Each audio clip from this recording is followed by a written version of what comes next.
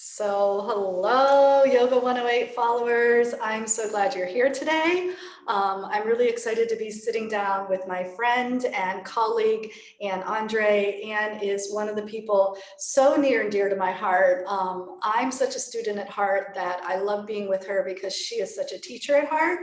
And I love being with her because she is one of the most compassionate people I know. So I'm really thrilled to bring her to you today and to share this time together with her. Sit back and relax, and let's see what kinds of stories we can get into, because if there's one thing about Anne, she is a very interesting person. Hi, Anne. Hi, Tracy. So this is how it's been for us. Like, I've seen you on the screen this past year, but not necessarily in person. You have students all over the area. You have students in so many different settings and from so many different age groups, and with so many different like physical practices, physical styles and capabilities and needs in their practice, that I'd love for you just to start with telling us what you're up to and how you've been navigating this, and how you're finding a way to serve so many different people in these times. Well, be careful what you pray for. I am so saddened for the calamity of COVID. Yeah. And for the 500,000 people in this country and the millions of people over the world who have died from this virus. But everything has many dimensions to it. And for me, the dimension for the quarantine has been teaching at home and teaching in this new, which you taught me how to do because I didn't know what I was doing. But I love being in my studio at home and teaching. I love not having to travel around. The two major places where I taught both closed. And so that was a little jarring. But the sanghas, I have 3 sanghas, Monday, Tuesday, and Friday, and we pretty quickly reassembled online. God bless my chair yoga folks, and Tuesday and Friday, I have quite a few people 80 and above. They got online, and everybody, old people aren't going to get online to study yoga. Baloney. They all figured it out real fast. So teaching online has been great. I haven't been able to teach at the jail. So for 13 years, I've taught women inmates at the Lake County Jail. So for a Seva class, I've been teaching restorative yoga once a month online as a free class. So if you're not on my mailing list, I'm not subscribing to any kind of a registration system. If you want to come to a class, you just send me an email, and it's a little bit. Well, let's say that email while we're having a conversation. Like, I'll put it in the comments below the video, but let's just It's an old person's email. That's what my daughter says. It's an AOL. Oh, Mom, get rid of your AOL. It ages you. It does. It's T, as in Tom, my husband, Ondrey, my last name, ONDREY 999 at AOL.com. Okay. And so there's a little bit of vocabulary unpacking that I want to do, because you mentioned you have 2 sanghas, and sanghas are community. Yeah, community. So my Monday community, my Tuesday community, and my Friday community. Right. So Monday community is a hatha class, but I call it functional movement and energetic centering. And then Tuesday we do the same thing, but we do it without any weight bearing on the knees or the wrists. So I call it once down, once up, because you have to be able to get down once and you have to be able to get up once. And then Friday's chair. So it's seated and standing, and then Shavasana. And one nice thing about Shavasana on Zoom is that people can lay down on their couches, or they can lay down on their bed. So the people I've been teaching at a senior center for 13 years, 14 years, and the people that would never get down on the floor in the senior center are getting in a horizontal position, which, as you know, for your brain provides a much improved body position for down regulation of your central nervous system. Yeah. So you can hear that Anne is working with a lot of special populations. She certainly has a gift for that. And you can also hear like in her languaging, like that Sangha, that community, heartfelt, like connection and love is really very important. And it is easy to think, and I know it was my first thought when, everything closed last March, it was like, no, just wait, don't do the online thing because the connection's not the same. And don't you think it's really, in some ways, has brought a more authentic connection? People are comfortable in their homes. For a lot of your population, like the older population, they're safer not coming in and out, especially during the winter, and so don't you feel like the connection is still there for them?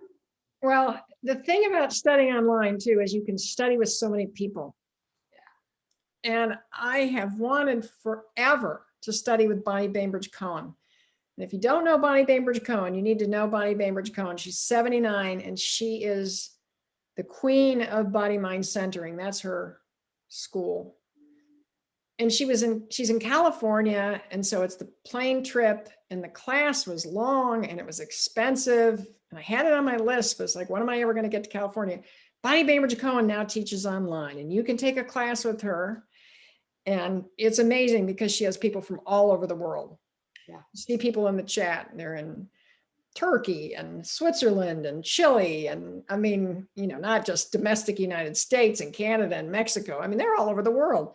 And Bonnie, when she started, because I've been taking this with her all through the quarantine, she says, I didn't think I was going to like this, but I can feel all of you, and so at the beginning of the class, she does this, hi, we all hug, we say, non-yoga people think we're absolutely totally bonkers, but you can energetically feel the Sangha that she creates, the container that she holds through the immense presence of her being.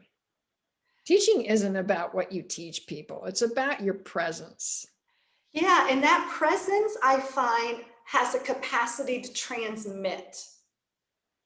Like there's a transmission between us where I hear your words, yeah, but I get you through this energetic transmission that we share. And I hope everybody's getting that. You get our transmission? We're transmitting. Well, think about it too, is that everybody has an energetic signature. So I've suffered a lot of loss in the last 3 years. When somebody dies, their energetic signature is not physically present anymore, but you sometimes feel them. So what is that? But it is different. My energetic signature is different than yours, is different than the dog down here. All right. I mean, he does. You do. You have your own. You have to see him now that I've talked about him. Right. Can I get a little bit? There we go. Hi, cutie pie. Yeah. So everybody has their own energetic signature. And then, you're saying, as you say, then that is when you're with someone. I mean, I've had this experience too of being, we're not having funerals per se in COVID, but when we were, if you go to calling hours for someone who has been embalmed and in a casket, you walk up to the casket and you go, where's so-and-so? Because their energy has left their body. They are not there. Why am I here? I mean, we honor the body, but you can feel that the energy has left the body. Yeah. So energy is real. Everything vibrates. That's the basic thing that happens to a cell when it's created, is it starts vibrating. Body goes through that, vibrating to pulsating, to these different. Yeah. This energetic expression and this capacity has been almost like an up level of a skill set. Like if you can be aware of it and acknowledge it, then this past year, instead of feeling like I'm not teaching as well, or, whatever, I'm not connecting as well, you can think, no, I've learned a new skill. I've learned how to energetically transmit through the ethers, through this screen, to the people that are here practicing with me, so that we feel like we've got this connection and this relay, even if we can't be in the room together. And I think it's magical that you have so many people who the connection and the relationship with you was strong enough that they were willing to approach technology that otherwise might, that might have been a barrier without that motivation. And now they have gained this whole new world of skill set, a whole new world of interaction and capacity, you know. So once again, like I don't know, your flow of service just never stops. I want to talk a little bit about what you share to yoga teachers in this area, because you bring so much to our yoga teacher training programs, and not just at Yoga 108, but at other studios and training programs in this Northeast Ohio, just large area of Ohio, really. And you're exceptional, Anne. Like, what goes into that? And tell us a little bit about your thought processes and your path of discovery around anatomy and restorative yoga and all those things that you're such an expert at. Well, I don't feel like I'm exceptional any more than anybody else. Thank you. But my path is that yoga is my fourth career. Okay. So I started out as a cellist in conservatory, and that wasn't going so great. Solo cello career, kind of tough. And I didn't want to play in an orchestra, and really wasn't very good at playing orchestral music. So then I became a newspaper reporter, and that was really fun and taught me a lot, but it wasn't a great career with the children. And I have two now grown, beautiful children. So then I became a social worker. I went and got my master's in social work and did community organization and nonprofit work. And I got super burned out, just, hanging on by the skin of my teeth, trying to save the world. And then I found yoga, or yoga found me, probably, it's more correct. So I started doing yoga, and the wonderful Jennifer McMullen, if anybody's ever taken that class with her, she was one of my early teachers. And we're in a class one day, it was a smaller class. In the middle of the class, we're in lizard pose. I'll never forget. We're in lizard pose, She looks up at me and she says, "You should do this. You get this." And she gave me permission to be a yoga teacher, because I'm not terribly flexible. I come from a family of fairly stiff people. And, I don't do the big poses. I tried for a while, kind of given up. I don't know that they're important. I'm really interested in being healthy and functional in my body, like Mr. Angar, and, maybe doing a shoulder stand or something. And I do that. One of my favorite poses, right 2 days before I die.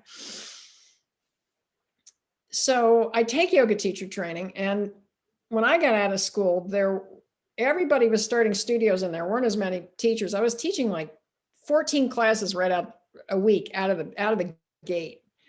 And within 2 years, I'm so injured, I can hardly function. And I've had, minor, but I've had injuries through my life. I would have really liked to have been a distance runner, but I had horrible plantar fasciitis and various this, that, and the other thing. So I had to figure it out. Either that or I had to quit yoga. I mean, you can't get up in front of a class and teach 14 classes a week when you can hardly move. And you're going to the chiropractor to get a big crack so that you can function. So that's when I found my teacher, Ginny Nadler. And Ginny saved my life, right? Because she taught me about the pelvic floor. And we used to go those Friday classes, they'd last about 2 hours, and you'd be going in the door thinking, oh man, I could be going to lunch, but instead I'm going to go be tortured by Jenny for 2 hours. But I learned so much. And the first class I went to, whether my body literally, when I was driving home, my body felt like it was purring. It felt so great. So I thought, so it makes a difference how you do this. Yeah. Right? That was the beginning of that. And then from there, it's been, and then my friend Beth Georgie, who was another one of my yoga teachers at Evolution Yoga when I was studying. And through the years, she went and got her fascial stretch therapy training. And she used to stretch me. And I'm on the table one day and she said, "You need to go do this training." And I'm like, I'm in my late 50s. I'm not, and so I go, because she keeps saying, you have to do this. It's the next logical step in your progression. So I go, and here I am with all these male personal trainers and massotherapist. I'm the only yoga teacher in the room. I think there was one other, but she was also a massotherapist. And it was just like holding on for dear life because their body knowledge is so intense compared to ours. Right. So I ended up doing all 3 levels of that. And then I ended up doing neurokinetic therapy, took a level of that. And then I found my anatomy teacher, Dr. Kathy Dooley in New York City, ImmaculateDissection.com. And she is the brightest woman I have ever met. And she is, and the whole team, Anna Folkmer and Danny Quirk, the artist, they are so fabulous. And my message to the yoga community is we're not thought of very highly outside of yoga. Right. So we can be all happy in our own little bubble, but outside of the bubble, people don't think we actually know very much about the body as yoga teachers. Well, do we? I'm posing a question. I don't want to give the answer. I don't know. I mean, there are so many perspectives, and that's one of the things that I find endlessly intriguing about sitting in a classroom with you. Because I think it was in 2012 when I first met you. I was working on my 500 certification at Awaken with Jen, and you came in to do the anatomy portion then. And so how many years ago was that? 9 years. It was just last year that I was sitting in a training with you, and it occurred to me that I actually have markers now. And like it has sunk in, because for me, anatomy, like I had to nibble at it. The whole meal was like too much. It didn't stick. And I had to have my own injuries, and I had to have my own tweaks, and I had to have students who were just not what I expected them to be, that forced me to think in a different way and problem solve. So yeah, like how do you in 200 hours of training or in 300 hours of next level training, do you even learn enough to hold a conversation with people from other disciplines? You don't. You have to, 200 is just the beginning. It's just an introduction. And then 300 is more, but this has to be a process of constant learning. And what we try to do, at Yoga 108 is we try to give students enough information that they can ask intelligent questions. We're just trying to get them to the front door. All right. So, about, directions of movement, about planes of movement, that they're agonists and antagonists, that they're different muscles that push and pull, so that that just because you hurt one place doesn't mean that's the source of the pain, right? That it could be coming referred pain, through your fascial network. So we just try to give them enough information so that they can ask intelligent questions. And, this is an incredible tool. You pull things up. Yeah. What is the antagonist to the deltoid? Which deltoid, of course, the anterior, medial, or posterior. But, and that's why, like you say, the problem with anatomy is you start to look it up. And I mean, my head would just pound at the end of those fascial stretch therapy, which is with Anne and Chris Frederick, who are so amazing. And NKT is just, but now I've actually gotten to the point where I realized this yesterday. I did it, the 14-hour training of 300s. And that night I'm reading about anatomy. I mean, do you like anatomy yet? Yeah, but that's the thing about anatomy. And I always say this, it's when you come into class, if you start to talk about anatomy, first you have the issue in yoga that you have people who show up. I've had chiropractors in 200. I've had art teachers that their physical education stopped in 6th grade, right? And you got those 2 people in the same classroom. So that's always an issue for all educators, is it's a variance in the background of the students. And then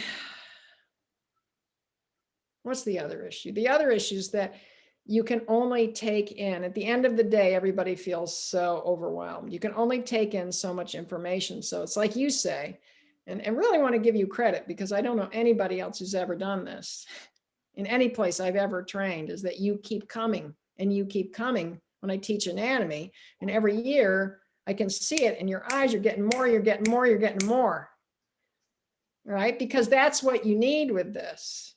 is that it's just, you have to be, the thing I like about anatomy is, I didn't like the way my anatomy was taught when I took yoga teacher training, because I found it overwhelming and the jargon is enormous. So it's like you go into a room and everybody's speaking Spanish and you don't speak Spanish.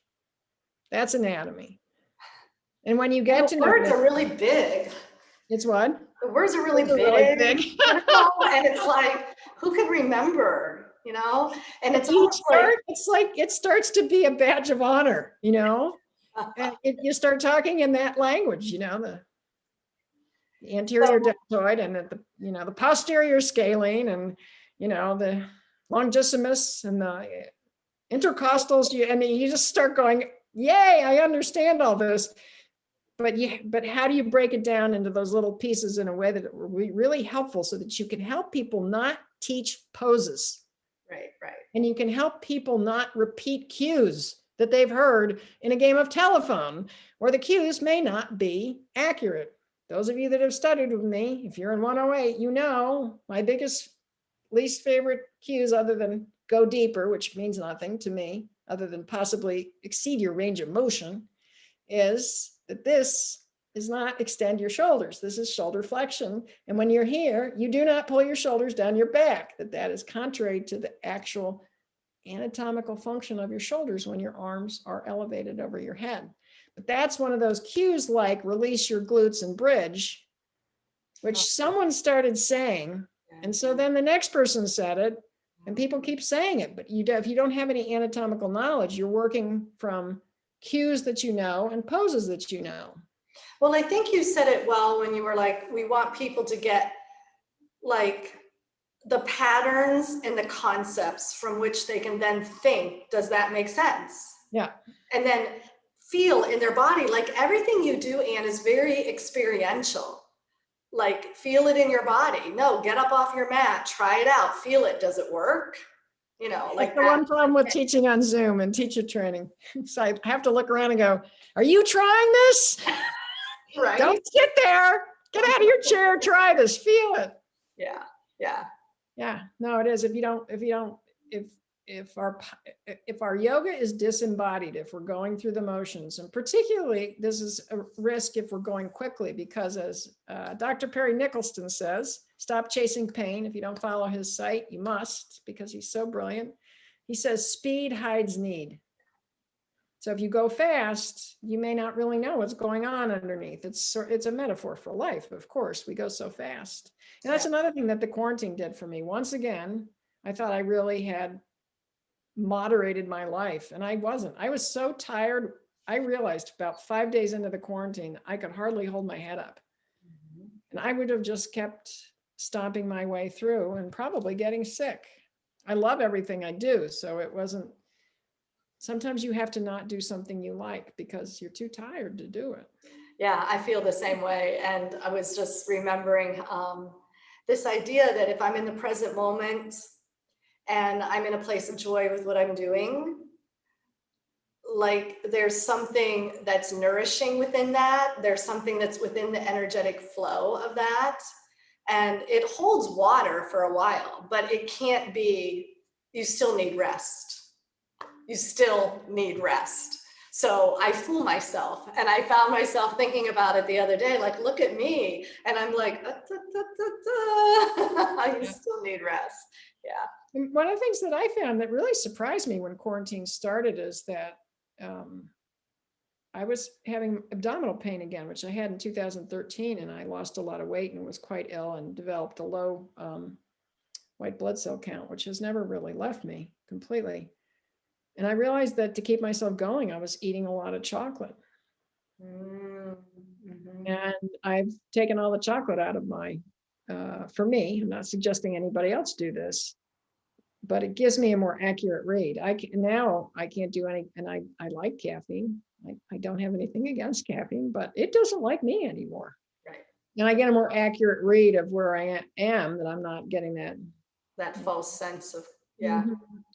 Well, I want to ask you, you mentioned 2013, and this might be about that spot on the timeline, but I remember somewhere in that period, that window of when I had met you. And then I was in TT, and somewhere through that year, I think that was the year of your trip to India. I went And in I 2000. remember a marked difference. Like, I didn't know you well enough to really to know what it was about. I didn't really know you well enough to even ask you what it's about. But something was really big about that trip to India. And if you are willing to share the story, I would be so honored to hear a little bit about how that trip, because I have India lust. Because and that list of I'm not dead yet is a trip to India. My son went for a summer, and I got to vicariously live through him for a few minutes. But I would love to hear the impact that trip had on you, what it meant to you, what you discovered about yourself. Well, one of the things that I'm doing and that I've always wanted to do is I'm launching my writing career. And my first published article is on my India trip. It's called How a Catholic Girl Went to India and Found Her Soul. And it's going to be published in June in a book that is currently titled Awakening the Divine Feminine. And it has 16 women authors. Oh, how beautiful. So you can read the whole story when it comes out if you are interested in awakening the divine feminine. But the short version is that I was taking a teacher training with Peggy Cappy, who's a wonderful teacher who happens to live in my sister's town in New Hampshire, very convenient. But I was reading her book and I said, I wonder where she lives. And I found out she lived there. And now I saw she had a training program for teaching yoga to people 50 and over. So she's my chair mentor. So I was in the training and two things happened. One is that she mentioned that she goes on a pilgrimage to India. And she said she'd been twice and she was going again the next year. And she said, it's not a tour of India, it's a pilgrimage, and it's a chanting pilgrimage. And then she used a mantra. She chanted, Om Shrim Rim Klim Glaum Gam Ganapati Evar Varardasar Janame Vashamanya Swaha Swaha. And I about fell off my chair. And I had done some chanting and yoga teacher training, but chanting wasn't part of my practice then.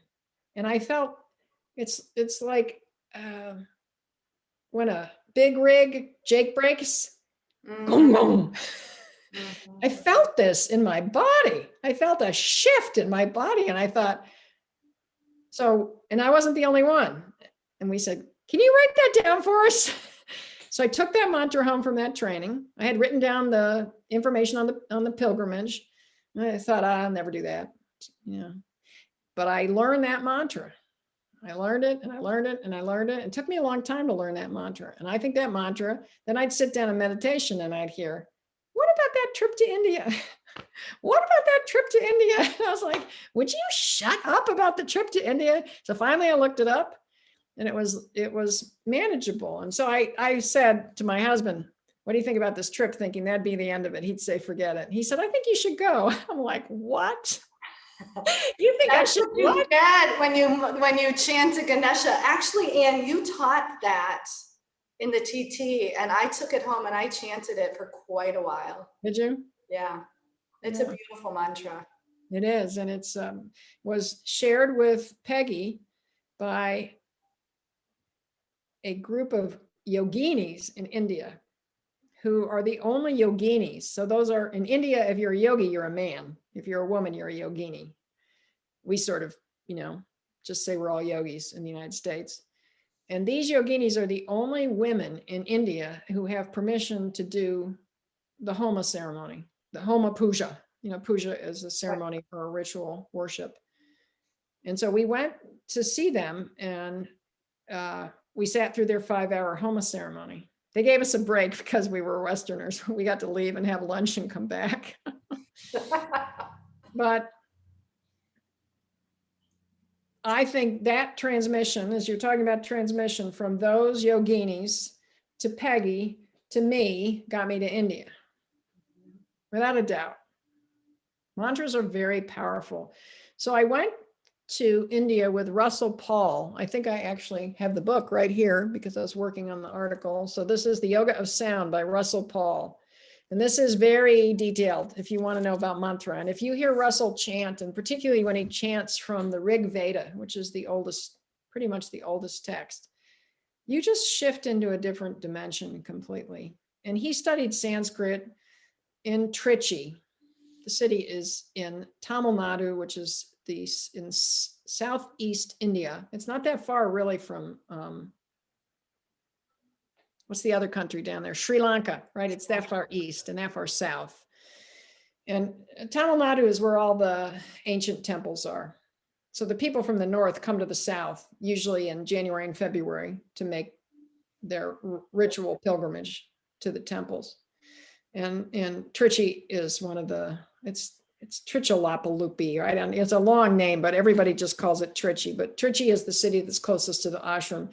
And there's a temple there that has 156 acres. It's one of the 5 biggest temples in the world. And that's where Russell studied Sanskrit and chanting with one of the sages there. So he's really a gift to the world. And he's in Austin, Texas, and he takes people on this trip. He and his wife Asha have been taking people for 20 years. Of course, they didn't last year, and I don't know about this year. But it's an amazing trip. And chanting, I had, sometimes it was really nice, but it was very visceral. It's very felt. And so it got me into my body. And I had not been in my body. I'm very cognitive. I like to think. And the ego likes to think. The ego would rather think about how somebody pissed you off than think about your participation in that event and how it feels in your body, what you're experiencing, right? So instead of feeling discomfort and feeling the conflict in your body and where you feel it. I had a Gestalt therapist in my 40s who I credit with getting me to yoga, because that's all she ever used to say to me. I'd blah, blah, blah, and she'd say, where do you feel it in your body? And I'd think, I hate you. Go away. Well, and I mean, we have so many chocolate bars. We have just so many ways that we can mask and avoid and numb and create commotion in order to not feel. I mean, there's just a plethora, all too readily available. And it's subconscious. It happens before we even realize that there's something we could be feeling or might consider feeling, Well, the West, and I study quite a bit with Father Richard Rohr at the Center for Action and Contemplation in New Mexico. And Father Rohr says that, Plato had the war between the mind and the body. And he said, the body's evil, the mind is great. And of course, Descartes said, I think, therefore I am. This is the thesis of my article. And in the West, in the church and everybody, we just ran along that. So rational thinking is God. Nothing the matter with rational thinking. You need it to read that book and drive that car and do all the things you need to do, but it is not the sum of who you are. And if you think it is, it's going to be pretty difficult. Yeah. I know in Kundalini yoga, it's a lot of mantra, and the mantra is considered a sound technology. And the body instrument is able to restructure and repattern and recalibrate the subconscious and the energetic matrix, and really a powerful way to work with how we process and project our energy. So I appreciate the intensity of a retreat, a pilgrimage around mantra for a Westerner. Like that's the deep water right there. Yeah, a group of us would, we go to meditation, then we'd go over to one of the meditation halls and do yoga, but we were all just on our own mat doing our own thing in terms of doing asana. Yeah. But there's no asana on this trip. It's just, it's interesting too, when you see the yoginis chant for the 5 hours, every now and then they'll whip into a mudra. So they do. It's just like they're chanting and then they're just like, woo, and they use mudras. That's another thing we don't do very much of. And I mean, do lotus. I mean, we do some, but we really don't have a very sophisticated mudra practice. Yeah. Yeah, it's an interesting science. So tell me about who were you when you came back? I was sick. That's who I was. I came back here, and within February, I came back in February to gray Northeast Ohio after living in, the balmy South at a ashram where I don't have to do any of my own cooking and eating this lovely vegetarian food. And I come back to my real life is like hitting a wall.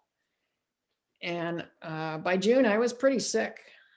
I had appeared to be a big flu onset, and I just wasn't getting any better. And I knew it was energetic. All I had to do was think about the ashram, and I'd start crying. I was so sad to not be there. And there is this thing called the India syndrome, where you don't really care about anything except being there. Yeah. And if you read about it, people have given up all their belongings and wandered off into the Himalayas. And obviously this was a very mild version of that, but it is so hard to explain what the experience of, and the ashram I was at was actually a Catholic ashram. It was founded through the Christian ashram movement in the 60s and 70s by two French priests and then an English priest named Bede Griffiths, who when he died was both a priest and a Swami. He's a very influential writer and sage. So I just had to figure out how to be here again. Yeah. Yeah. I mean, there are people who think that one of the reasons we have such a big drug and alcohol problem in the United States is that people are so hungry for ecstatic experience and they do not have it in their lives. I think that's one of the reasons people come to yoga, because they get on their mat and they move. Most of the postures are about 150 years old. Some of them are very ancient, but most of them aren't. Exactly. So, but the breath work is very profound. And the energy work. The energy work is in being in a group of seekers, of souls that are holding intention. Sangha. Yeah, and creating that sangha. People are hungry for that. I mean, I go to the local high school once a year, and health teacher and I do a unit on the nervous system and meditation, and we try to they have to research apps, meditation apps, and we did it on Zoom this year. It didn't work very well. That's got to be in person. But anyways, I always say to the kids, I say, so what do the adults in your world do when they're stressed out and they need to relax? And they all just look at me like that. And I'm like, you can say whatever they actually do. It's okay. And they go, drink? I'm like, yeah, that's what people do when they're stressed out. That's one of the tools that people use. So just trying to give people tools and the problem is the ego is not very receptive to some of our tools. Yeah. And I feel like too, really a priceless moment for kids to see through their eyes the use of those kinds of strategies to deal with stress. Because at that age, the kids, like most of them, know how unfortunate it feels when a parent drinks too much, or when a parent drinks and isn't available. So maybe it doesn't look like too much, but it feels like disconnection. Yeah, I had a kid come up to me in Heinens one day out of the blue, and he said, did you come to my high school class and talk about meditation? I said, yes, I did. He said, I just want to really apologize. I said, for what? He said, oh, because I wasn't very well behaved when you came in. I said, I didn't notice. He said, and I just want to tell you how helpful it's been using those apps and how many times I've thought about this. Yeah. And of course, then he worked at the grocery store. He's gone now. I never got to say goodbye to him. I haven't seen him. Of course, I don't go to the grocery store as much. I go once a week now. But, every time I see him, check in with him, say, how you doing? And so it's those. It is. It's awareness. Like it's a next generation that just has a tiny bit more awareness than the previous one. And that can only be a good thing. Mm-hmm. Yeah. Outstanding. So what do you think really, I recently had a student who went to, it wasn't India, it was another country, but a similar experience where, her everyday life is kind of thick with responsibilities. It's just everyday life. It's thick with responsibilities. And she had an opportunity for something that she was studying to go to this other country and to, step out of that energetic, place, and to be in this other energetic place and to have an experience there, and how hard it is to come back into what feels really dense, like you're stepping back into somebody else's shoes and somebody else's clothes. And that's an existential crisis, like, was there anything that really helped you make peace with your life again or reacclimate in a certain way? It couldn't have been easy since you got sick. Like, getting sick could be one of those things where you're like, look, I'm even sick. I better buy a flight and get back to where I'm healthy. There's only one answer. Okay. It's practice. Yeah, your practice. It's your practice. Yeah. You practice and you practice. And then when you're done practicing, you do some more practice. Yeah.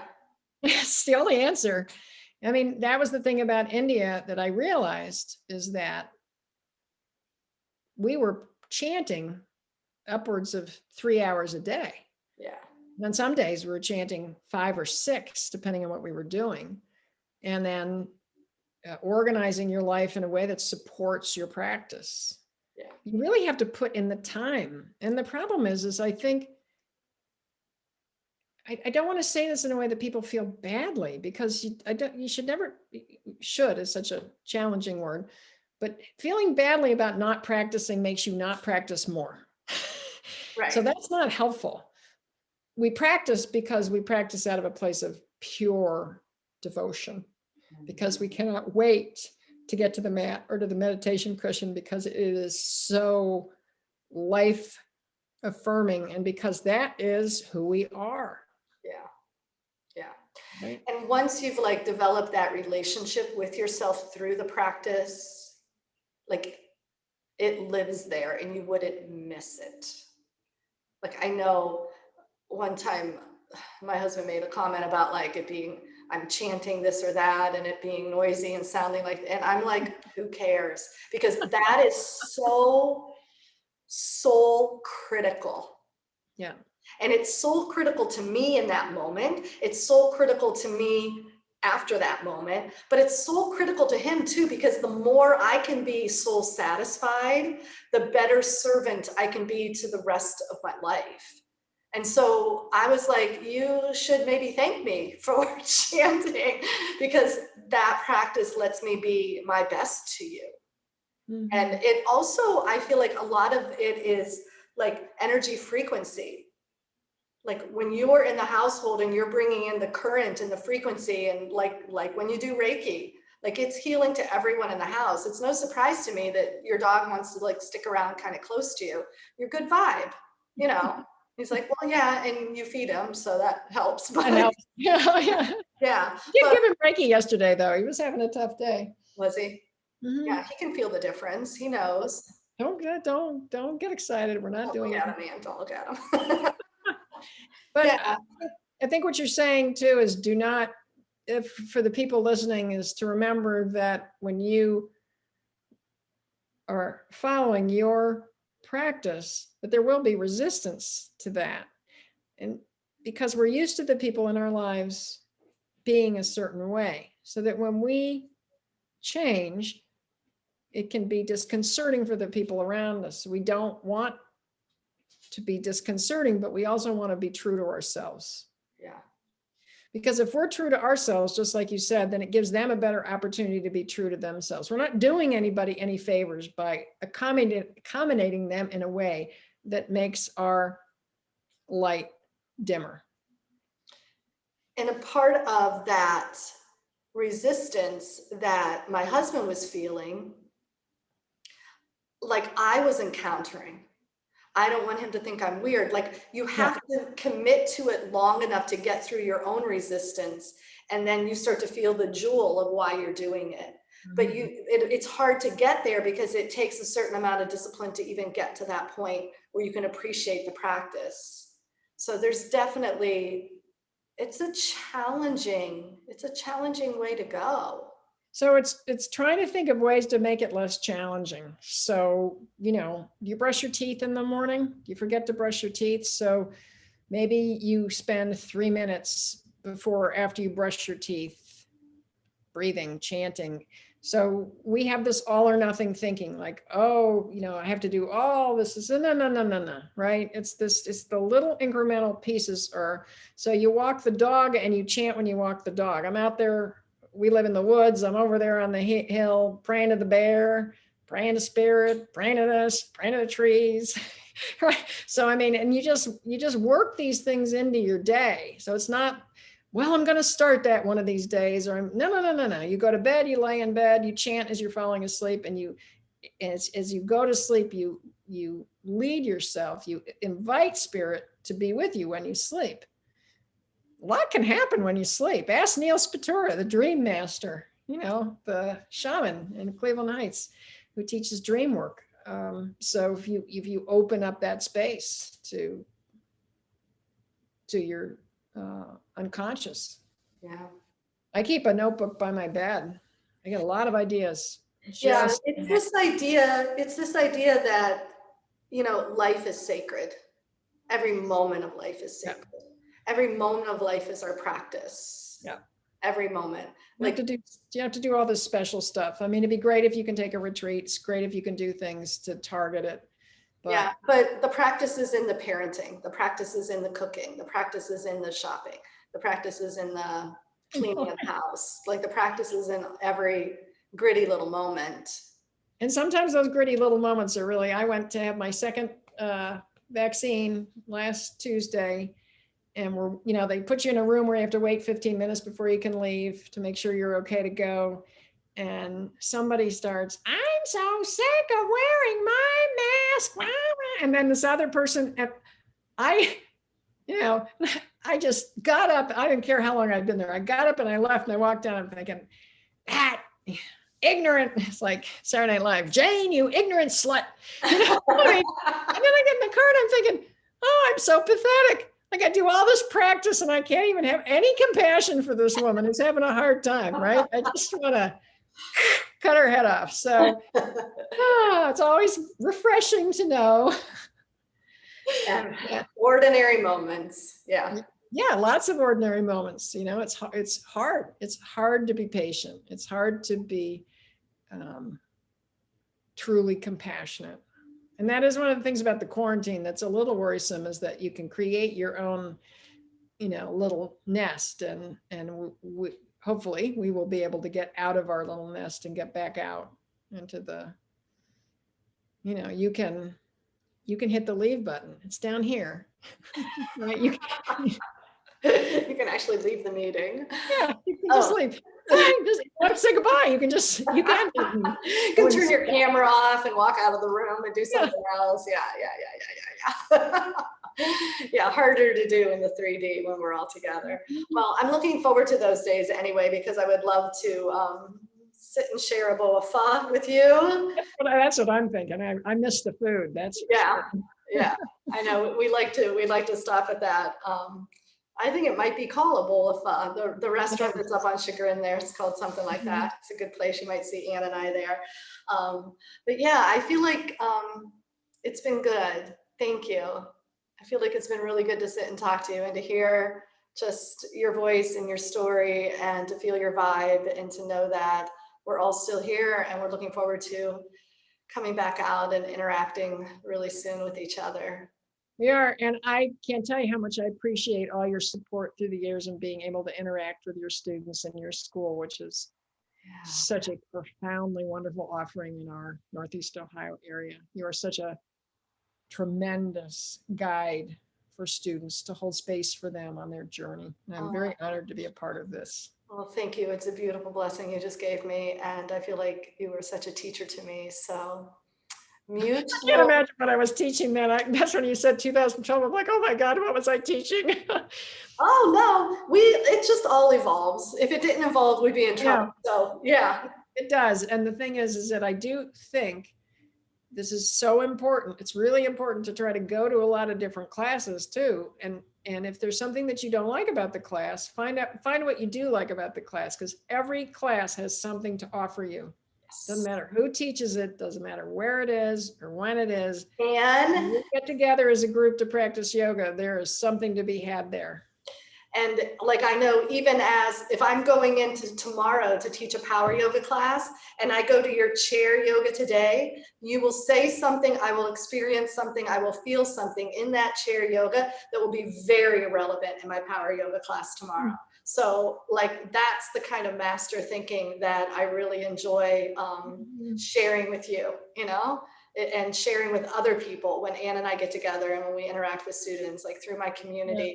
Like a lot of really rich conversation through the diversity that we all bring together. The never-ending string. Never ending. Okay, I've got to say namaste to you. I've got to let you get back and give your pup some dinner. I'm watching the clock. You told him another hour, and that's that. Yes, he has 17 minutes. Oh, he has 17 minutes. All right, my friend. Namaste. Namaste. Thank you, Tracy. Thank you so much, and thank you all for following. Wait, I'm going to click this one.